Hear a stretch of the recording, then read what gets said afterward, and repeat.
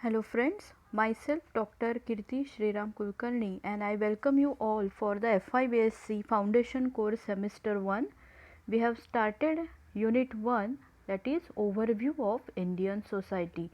So friends, today I will start the first unit, that is Overview of Indian Society. So before that I would like to just introduce you about the paper pattern of your foundation course. It will be of 100 marks. So out of that 75 marks will be of theory paper and 25 marks of is project. Okay. So out of this 75 marks, how they are distributed? So there will be total 5 questions in your paper. Out of that, first question will be of 15 marks and it will comprises of MCQs, multiple choice questions. Okay. So in that multiple choice question, they can be filling the blanks or match the pair or true or false. Okay. That way you have to attempt the MCQs. Then second question will be of 15 marks and it will be a descriptive question. Okay. So only one question will be given to you. It can be from unit 1 and it will have or, means you have to write that question or one or is given to that. So that is your question 2 and it will be from unit 2. Okay. So question 2 is comprises of either unit 1 or you have to write the question on unit 2 and it will be a descriptive question, a lengthy full length question you have to attempt. Then similarly question 3 will be of again 15 marks. There will be again only one question, but for that one question there will be one or question. So out of that 2 you have to solve only one. So they can be from unit 3 or unit 4. Okay. Then in the next one, that is question 4, again there will be same 15 marks descriptive question. Only one question you have to attempt. So it can be from unit 5 or unit 6. Okay. And in last fifth question there will be again one descriptive question and for that there will be or question of short notes. Okay. So there will be 5 short notes, out of that you have to write any 3. Okay. So this will be the paper pattern of your theory paper and that is made up of 5 questions. Okay. Then very important part is 25 marks are allotted for the projects. So whatever topics we have learned throughout the semester, out of that a particular topic is assigned to you and you have to write about 15 to 20 pages on your particular topic. You have to write your own suggestions, your own views about that topic, then what is its actual position in the society, and you have to write the complete essay type of thing on your given topic. And very important thing is that what is your attendance. Okay. So this year there is a pandemic situation, but actual weightage is also given to your attendance. Okay. So if you are regular in your class, then you will get full marks or you can get full marks in your project. Okay. So this way 75 marks of theory and 25 marks of project. So total you have to write 100 marks paper for your foundation course. So now we will move toward our first chapter, that is overview of Indian society. What is the meaning of this? मराठीमध्ये आपण त्याला म्हणूया भारतीय समाजाचा संक्षिप्त आढावा. Okay. How our Indian society is. Okay. So here you have to learn about the objective, what actually you want to learn in this chapter, then the introduction of this chapter, then very important part, demographic composition of India. Okay. Demographic composition of India. Then you have to learn about the gender demographic analysis, region wise analysis, and finally you can have some questions about this topic. Okay. So what is the objective of this particular topic? Why we have to learn the overview of Indian society? Okay. So it is to understand the pluralistic nature of Indian society. Okay.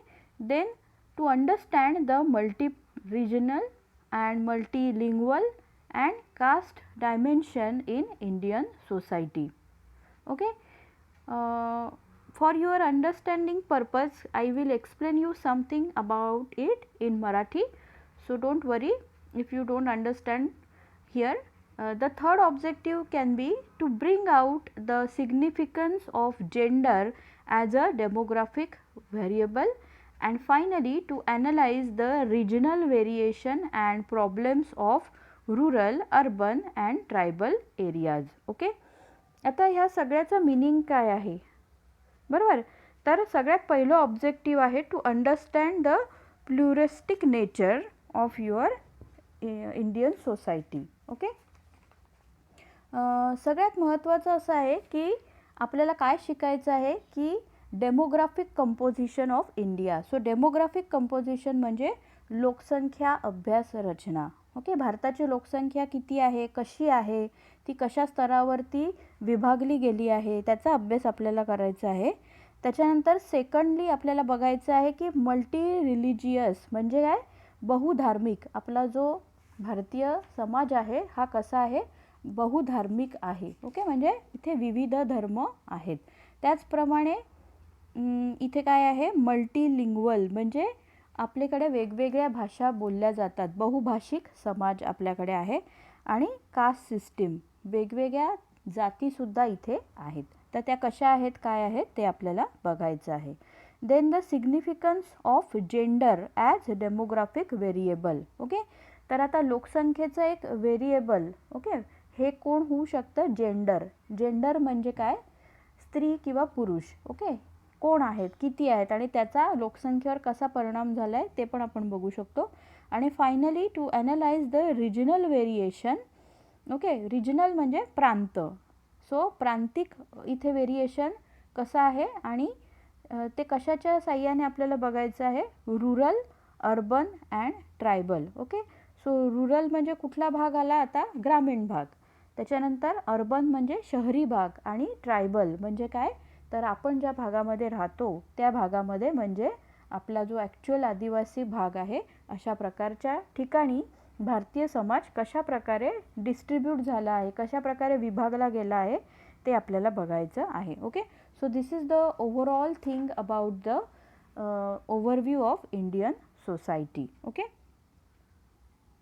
now what is the main thing, it is the introduction part that India is a land of diversities and contrast. Okay, in order to understand the nature of Indian society, it is necessary to understand the multicultural and pluralistic characteristics of its inhabitants. म्हणजे काय आता की भारत हा कसा भाग आहे, हा एक प्राचीन संस्कृती लाभलेला एक भाग आहे आणि 1947 साली ॲक्च्युली भारत स्वतंत्रसुद्धा झालेला आहे. त्याच्यानंतर काय झालं की आपला भारत देश हा भौगोलिकदृष्ट्या एक खंडप्राय देश आहे, बरोबर. खूप मोठी याची जागा आहे, खूप मोठी भौगोलिक स्थिती आहे आणि त्याचप्रमाणे जगामधील सगळ्यात मोठी लोकशाहीसुद्धा आपल्या देशात पाहायला मिळते, बरोबर आहे. पण असे सर्व जरी प्रकार असले तरीसुद्धा it is land of diversities म्हणजे इथे भरपूर प्रकारची विषमता आपल्याला आढळून येते, बरोबर आहे. आणि कॉन्ट्रास्ट म्हणजे विविध प्रकारे विरुद्ध नेचर असलेले लोक किंवा विरुद्ध राहणीमान असलेले लोकसुद्धा आपल्याला इथे आढळून येतात. Okay, so to understand the nature of Indian society, if you want to find out what is the actual nature, see if a particular thing is small then it is very easy to understand its nature or its composition, but a land or people are in large quantity, then it is very difficult to find out the their origin as well as their nature. Okay, so that how their lifestyle is, so it is very necessary to understand its multicultural and pluralistic characteristic. So it has a multiculture. इथे जी संस्कृती आहे ती सुद्धा कशी आहे, विविध आहे, बरोबर. आणि त्याच्यामुळे ती कशी आहे ते आपल्याला पहिलं समजून घेतलं पाहिजे.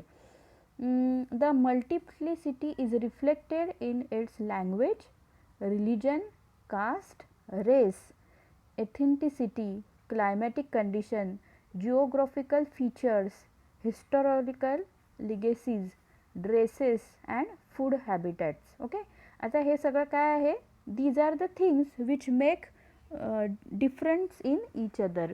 We are different people though we are all together, but these are some factors which will affect our unity. Okay, and what are those things?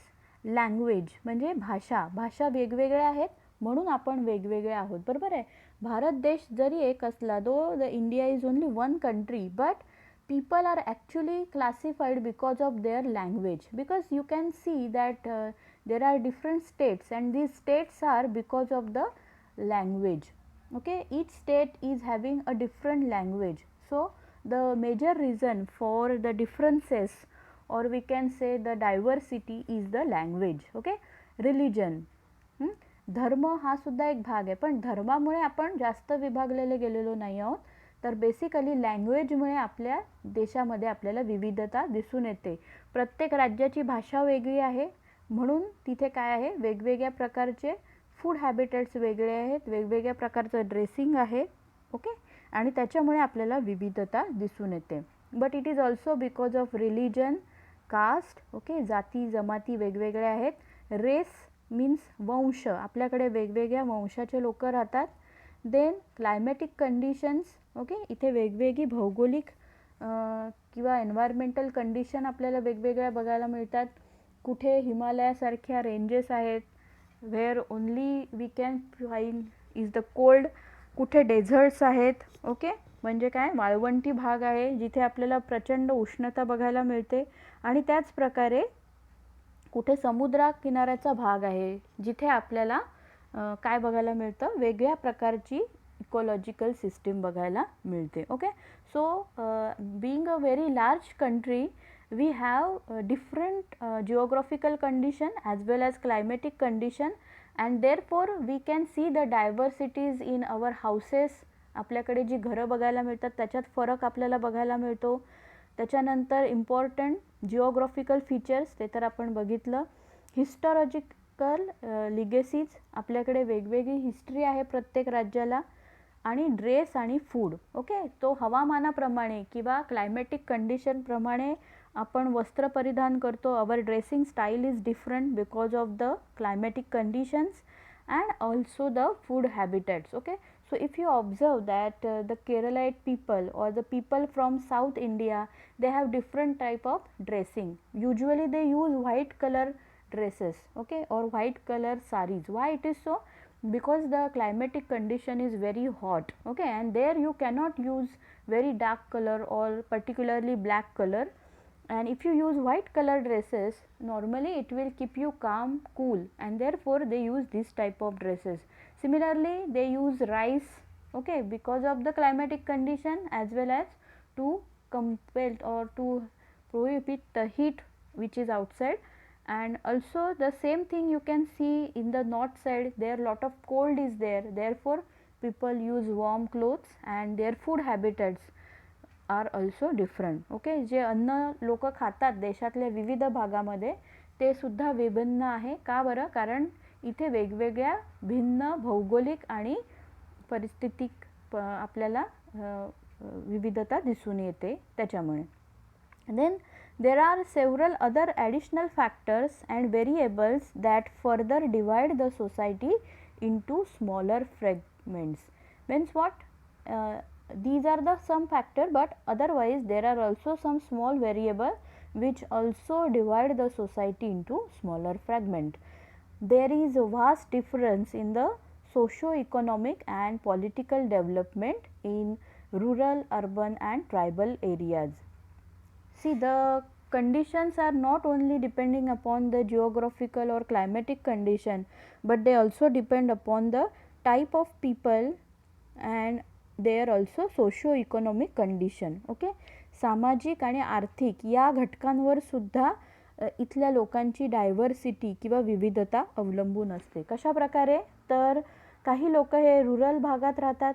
Okay, कुठलंही राज्य असो, मग त्याच्यामध्ये काही भाग हा ग्रामीण असतो, काही भाग हा शहरी असतो, urban area, and there are some tribal area also. Okay, so अशा प्रकारे आपल्याला वेगवेगळ्या इकॉनॉमिकल कंडिशनमुळे सुद्धा विविधता आढळून येते.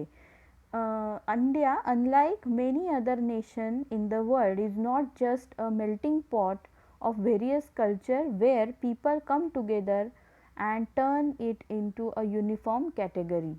ओके, म्हणजे बाकी काही ठिकाणी आपल्याला काय दिसून येतं की सगळ्यांचं कल्चर हे मिक्स होऊन गेलेलं असतं. For example they say that American culture envelopes all its inhabitants in one uniform identity. Okay, they call themselves as Americans.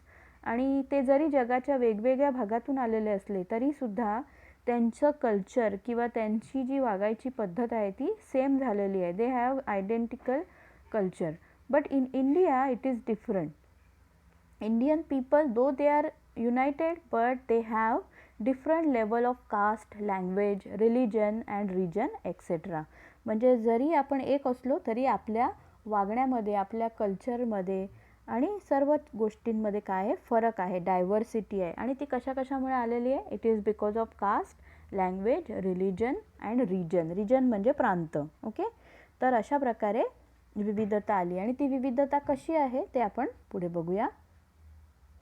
So very first thing that you have to learn is about demographic composition of India.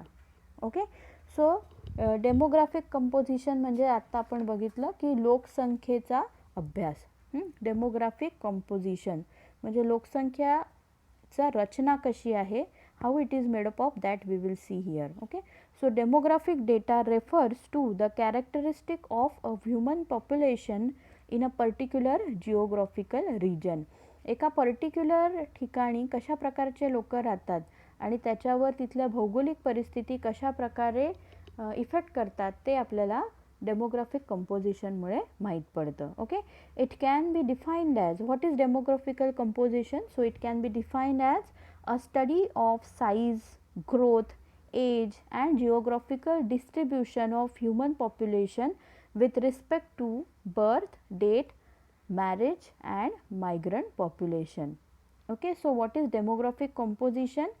It is a study of, हा एक study आहे, अभ्यास आहे. कसला अभ्यास?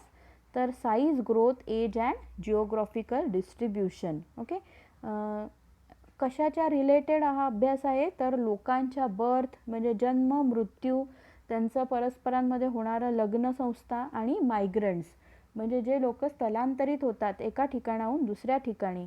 या सगळ्या गोष्टींमुळे एखाद्या पर्टिक्युलर ठिकाणच्या लोकसंख्येच्या रचनेवर परिणाम होतो. त्याची साईज इन्क्रीज किंवा डिक्रीज होते लोकसंख्या, बरोबर आहे ना. समजा एखाद्या ठिकाणी पूर आला किंवा वादळ आलं तर तिकडचे लोक दुसरीकडे शिफ्ट होतात, म्हणजे त्या ठिकाणच्या लोकसंख्येमध्ये थोड्या काळासाठी का असे ना घट झाली आणि दुसरीकडे वाढ झाली. So that called as a size, change in size of demographic composition. Growth म्हणजे वाढ होऊ शकते, एज आणि जिओग्राफिकल डिस्ट्रीब्युशन. ओके, तर काही ठिकाणी पर्टिक्युलर वयोगटाचीच लोक जास्त दिसतात, तर अशा रीतीने डेमोग्राफिक कंपोजिशन हे बर्थ, डेट, मॅरेज आणि मायग्रंट पॉप्युलेशन याच्यामुळे व्हॅरी होऊ शकतं.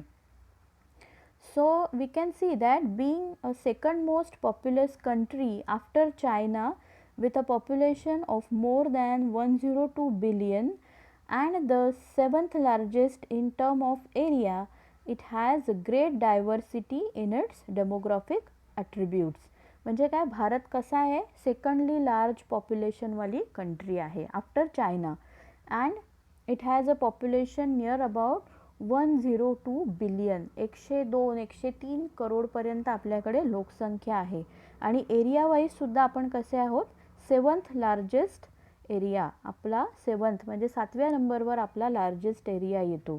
आणि एवढा सगळा मोठा प्रदेश असल्यामुळे आपल्याकडे भौगोलिक विविधता किंवा लोकसंख्येच्या रचनेमध्ये विविधता दिसून येते. Okay, so we have also different rate of birth and death. Similarly fertility and mortality rate. Literacy म्हणजे शिक्षणाचा अभाव असणे किंवा नसणे.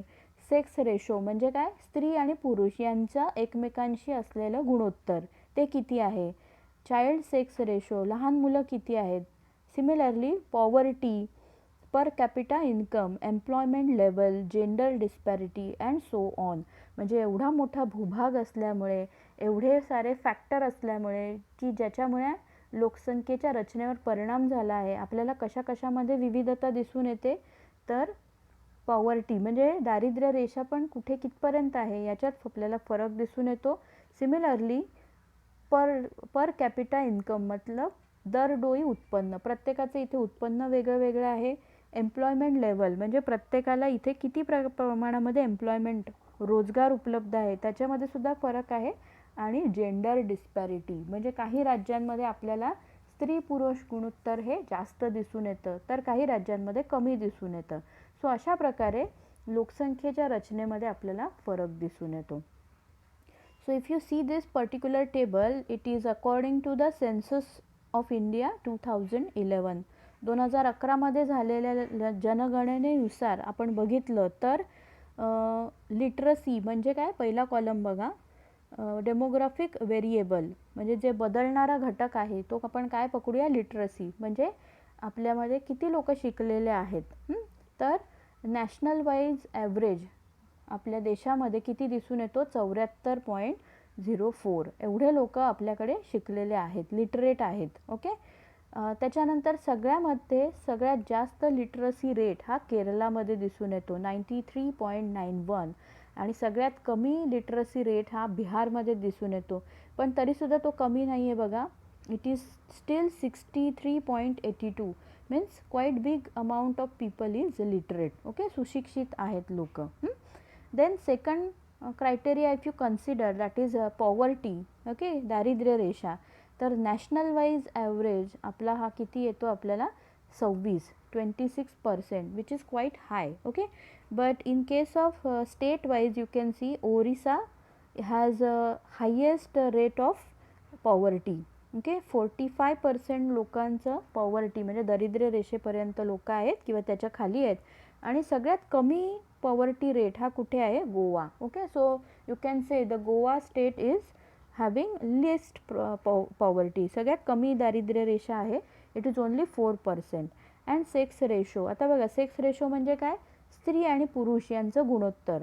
तर देशामध्ये आपल्याला किती दिसून येतं, 940 डिवायडेड बाय 1000 म्हणजे काय, 1000 पुरुषांमागे फक्त 940 स्त्रिया आहेत. बघा, म्हणजे जेव्हा 1000 पुरुष मोजले जातात एका पर्टिक्युलर एरियामध्ये तेव्हा तिथे त्या एरियात फक्त 940 स्त्रिया आपल्याला दिसून येतात.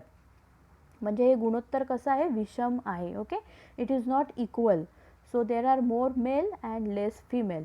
तर याच्यामध्ये जर तुम्ही बघितलं तर in Kerala there is more woman than men. Okay, so woman are 1058 and men are 1000. Okay, so per 1000 male there are 58 more woman in Kerala. Okay, so the ratio is good over there. But in case of Haryana, see the last column, among 1000 male there are only 861 female. Okay, म्हणजे स्त्रियांचं प्रमाण कसं आहे, कमी आहे. कुठे, सगळ्यात कमी हरियाणामध्ये. So this way you can see that there are different factors affecting the demographic composition of India and there are different ratio which we can see. Okay, so how this demographic composition is further affecting the Indian society, that we will discuss in our next chapter. Okay, so till that take care and stay safe. Thank you.